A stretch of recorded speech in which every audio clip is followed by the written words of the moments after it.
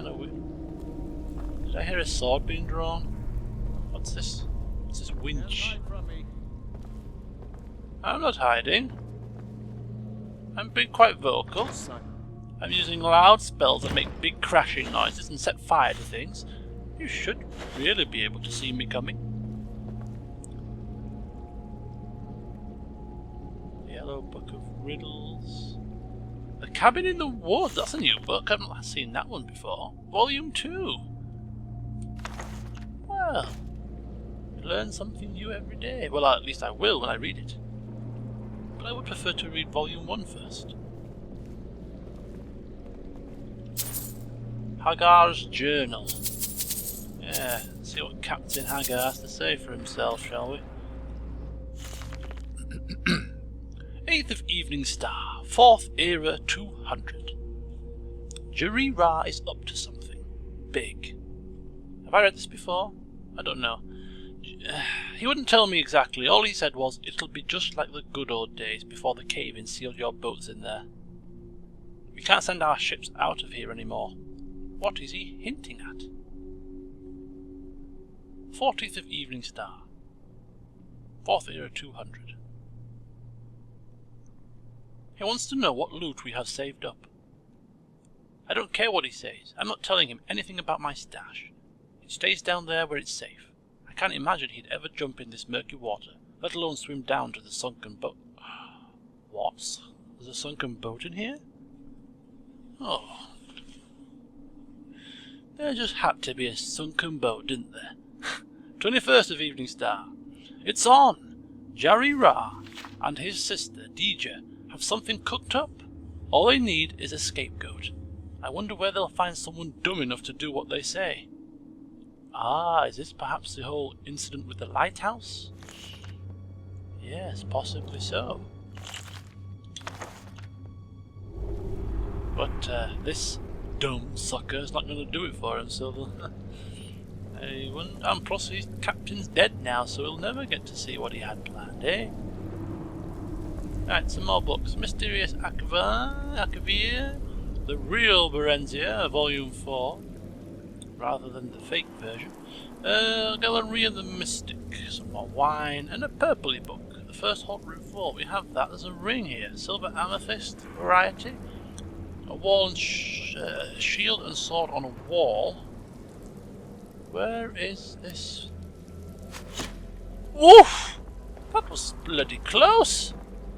Is it? Oh, whoa, whoa, whoa, whoa, whoa! What's going on here?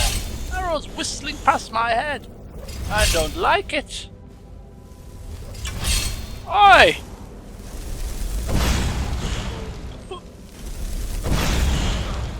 Lucky hit. Yeah. Was that a lucky hit? Look at him. Yep, he's dead. Oh, he's not. He's swimming. Stop swimming! Die! There we go. Thank you. Right, sunken boat. Look, I sent their dinner flying as well. Gods and Worship, Beggar Prince, Gallery and the Mystic. I have all of these. Oh, this is such a weird setup. It's kind of like it's like a maze.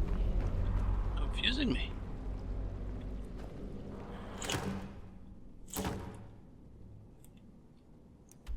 Ugh, come on.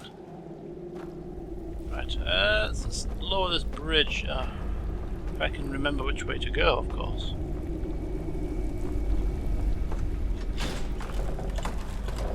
Ah, look at that.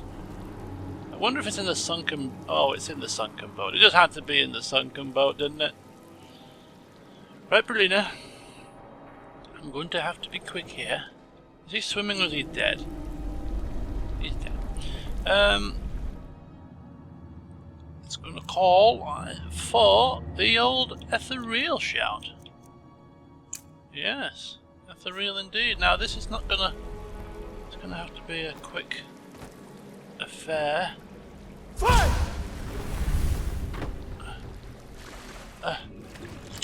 Unlock. Right, moon amulet, ebony shield, flawless amethyst and ruby, scroll, Oh, nice. Nice, nice, nice. Quick, quick, quick, quick, quick.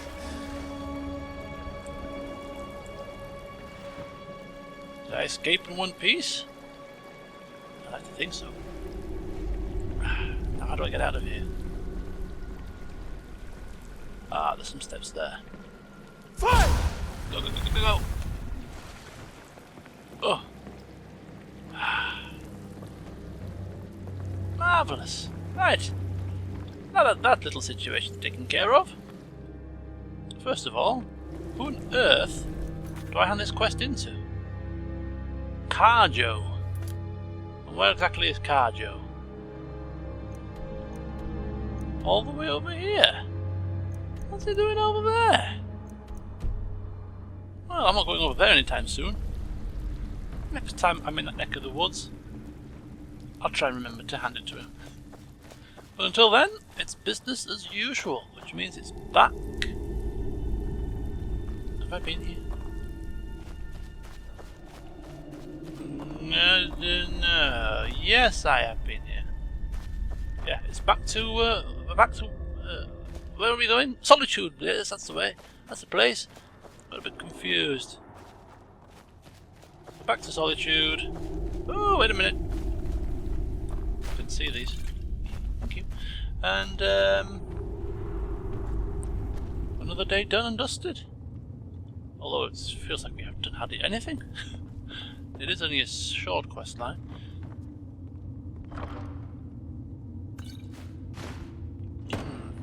Looks like I missed all this on the second run through.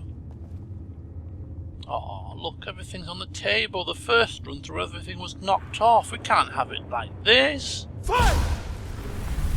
Oh, I used the wrong shout. I was trying to shout everything off the damn shelves just to cause a mess again. Never mind.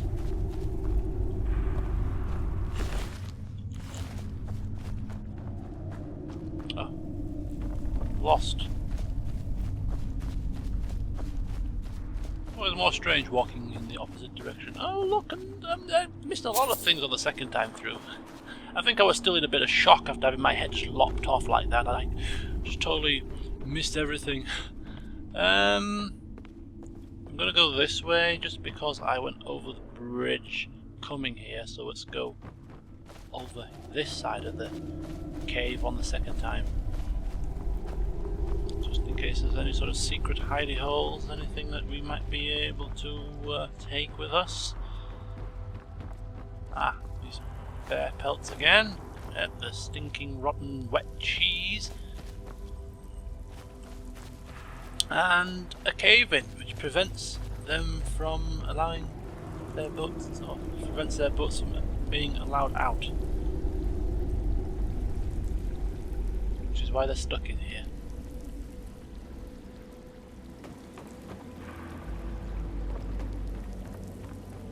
Not my problem.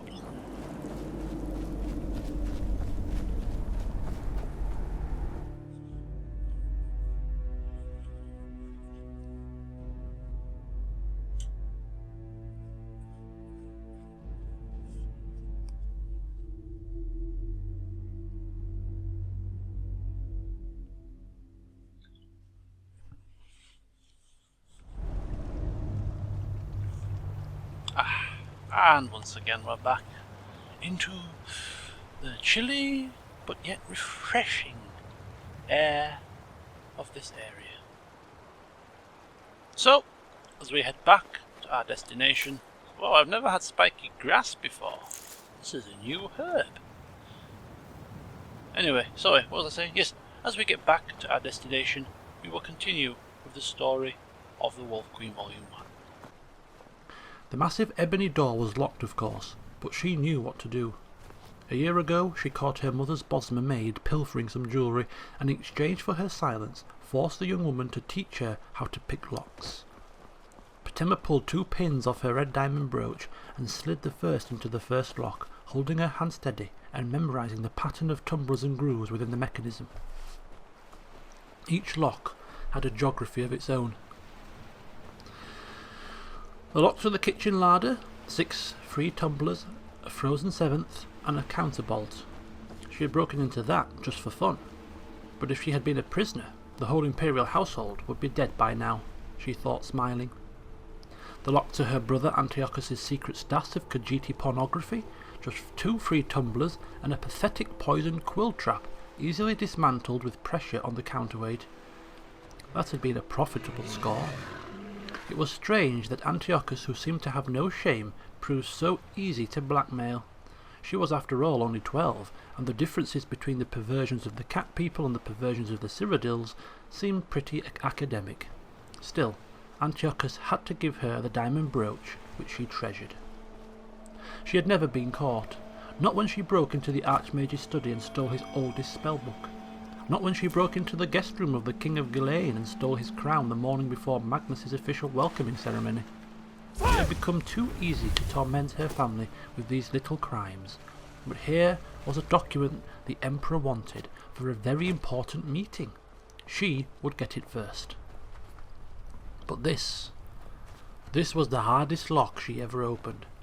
Over and over she massaged the tumblers, gently pushing aside the forked clamp that snatched at her pins, drumming the counterweights.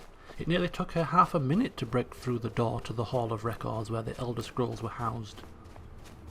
The documents were well organised by year, province and kingdom, and it took Petema only a short while to find the promise of marriage between Uriel Septim II, by the grace of gods, Emperor of the Holy Cyrodiilic Empire of Tamriel, and his daughter, the Princess Galana, and His Majesty King Mantiarco of Solitude. She grabbed her prize and was out of the hall with the door well locked before the page was even in sight. Back in the ballroom, she loosened the stone and listened eagerly to the conversation within. For a few minutes, the 3 men, the Nord, the Emperor and her father, just spoke of the weather and some boring diplomatic details. Then there was the sound of footsteps and a young voice, the page. "Your Imperial Majesty, I have searched the Hall of Records and cannot find the document you asked for."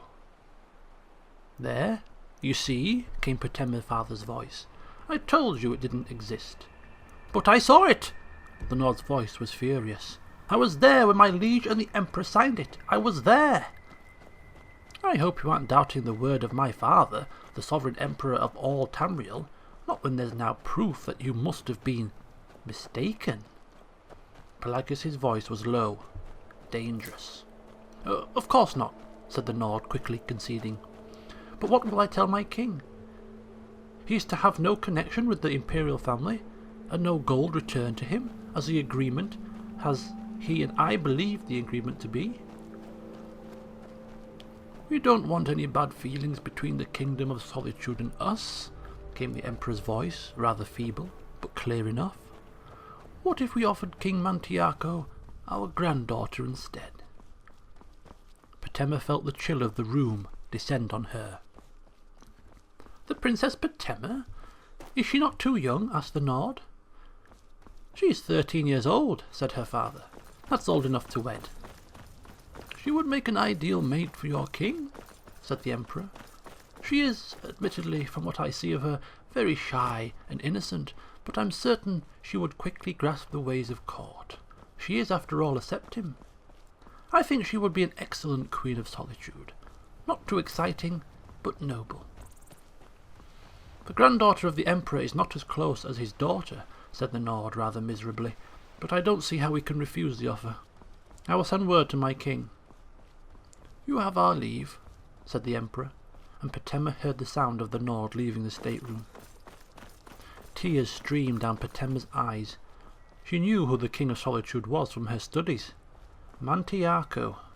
62 years old and quite fat, and she knew how far Solitude was, how cold in the northernmost clime. Her father and grandfather were abandoning her to the barbaric Nords. The voices in the room continued talking. "Well acted, my boy. Now, make sure you burn that document," said her father. Bored, stranger. "My prince?" asked the page's querulous voice. "The agreement between the Emperor and the King of Solitude, you fool. We don't want its existence known." "My prince, I told the truth. I couldn't find the document in the Hall of Records. It seems to be missing." "By Lorcan," roared her father.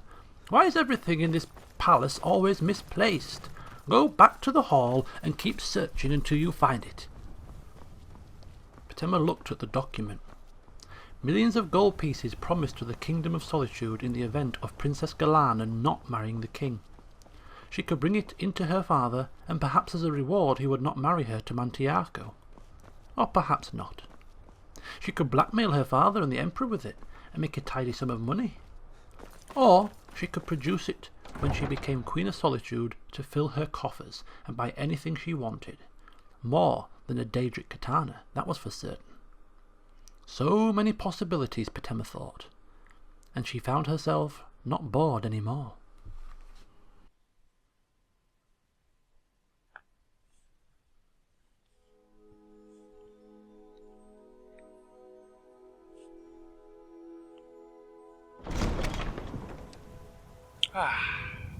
Well, here we are once again, back inside the gates of Solitude, safe within the city's limits.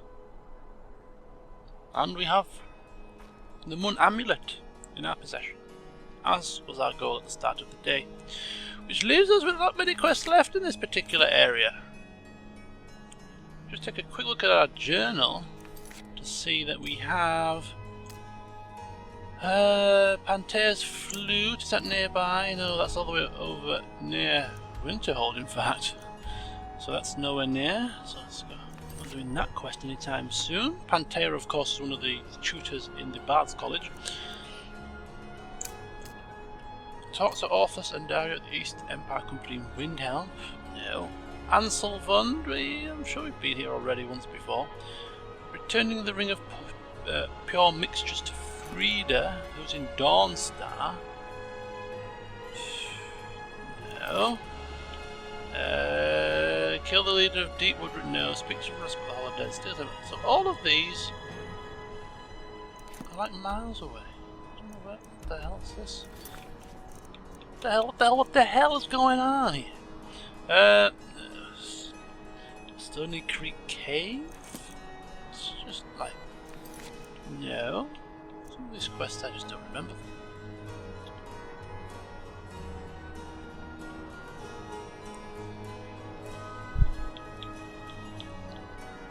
So there's no more side quests in this particular area other than the Become a Thane one, which we're not going to do.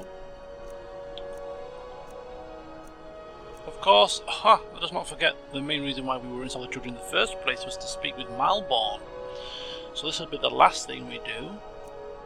We're not going to put out the fire in the Solitude Lighthouse.